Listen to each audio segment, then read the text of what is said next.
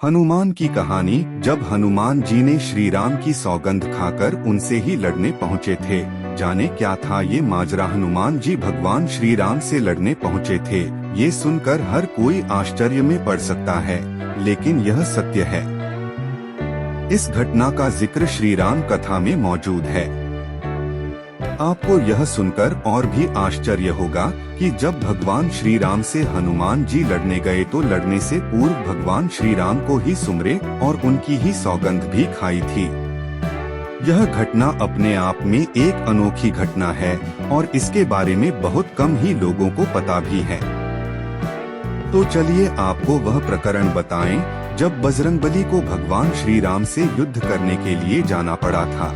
पुराणों में एक कथा है जिसके अनुसार एक बार सुमेरु पर्वत पर सभी संतों ने सभा की। कैवर्त देश के राजा सुकंत को जब पता चला तो वह सभी संतों का आशीर्वाद लेने जा रहे थे। तभी रास्ते में उन्हें देवर्षि नारद मिले। राजा सुकंत ने उन्हें प्रणाम कर उनका आशीर्वाद लिया। इसके बाद नारद जी ने उनसे उनकी यात्रा का प्रयोजन पूछा। राजा सुकंत ने उन्हें संत सभा के आयोजन की बात बताई। इस पर नारद मुनि ने कहा, अच्छा है, संतों की सभा में जरूर जाना चाहिए। ऐसा कहकर सुकंत को जाने का आदेश दे दिया। सुकंत जैसे ही सभा में जाने के लिए आगे बढ़े वैसे ही नारद जी ने उन्हें आवाज दी। इसके बाद उन्होंने राजा से कहा कि जिस सभा में आप जा रहे हैं वहाँ सभी को प्रणाम करिएगा, लेकिन ऋषि विश्वामित्र का अभिवादन बिल्कुल भी मत करिएगा। इस पर सुकंत बहुत ही अचरज में पड़ गए और उनसे पूछा कि क्या ऐसा करना उचित होगा। तब श्री नारद जी ने कहा कि वह भी पहले राजा थे, बाद में संत बने और आप भी राजा हैं।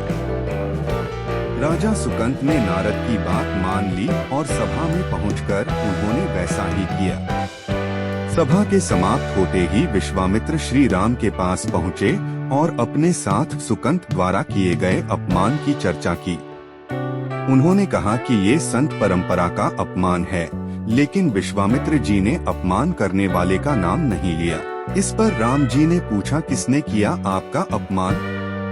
तब विश्वामित्र जी ने कहा कि ये जानकर आप क्या करेंगे? इस पर श्री राम जी ने कहा कि गुरु जी, आपके चरणों की सौगंध लेकर प्रतिज्ञा करता हूँ कि जिसका सिर आपके चरण में नहीं झुका उसका सिर मैं काट दूंगा। हनुमान जी राजा सुकंत को लेकर पर्वत पर पहुँचे और राम नाम का कीर्तन करने लगे। उधर राम जी राजा सुकंत को मारने के लिए उनकी राजधानी पहुँचे, लेकिन वह नहीं मिले तो वह उन्हें ढूंढते हुए पर्वत पर पहुँचे। वहाँ हनुमान जी राम मंत्र का जप कर रहे थे। राम जी को देखते ही सुकंत डर गए। तब हनुमान जी ने कहा कि राम मंत्र का जप करते रहो और निश्चिंत रहो, भगवान नाम पर पूरा भरोसा रखो। लेकिन वह काफी डरे हुए थे, तो हनुमान जी ने सुकंत को राम नाम मंत्र के घेरे में बिठा दिया। इसके बाद राम नाम जपने लगे। राम जी ने राजा सुकंत को देखकर जब बाण चलाना शुरू किया तो वह राम नाम के मंत्र के आगे विफल हो जाते। राम जी हताश हो गए कि क्या करें। यह दृश्य देखकर श्री लक्ष्मण जी को लगा कि हनुमान जी भगवान राम को परेशान कर रहे हैं, तो उन्होंने स्वयं ही हनुमान जी पर बाण चला दिया। लेकिन उस बाण से हनुमान जी नहीं, भगवान श्री राम ही मूर्छित हो गए, क्योंकि हनुमान जी के हृदय में श्री राम जी थे। राम जी जैसे ही होश में आए वह हनुमान जी की ओर दौड़े। उन्होंने देखा कि उनकी छाती से रक्त बह रहा है। वह हनुमान जी का दर्द देख नहीं पा रहे थे।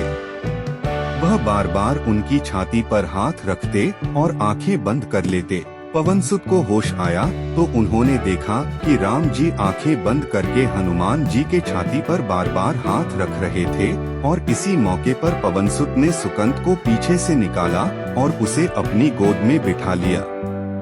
तभी राम ने फिर से हनुमान जी के माथे पर हाथ फेरा, लेकिन इस बार वहाँ पवनसुत की जगह राजा सुकंत थे। राम जी मुस्कुराए और हनुमान जी बोल उठे कि नाथ, अब तो आपने इनके सिर पर हाथ रख दिया, अब आप ही इसकी रक्षा करें।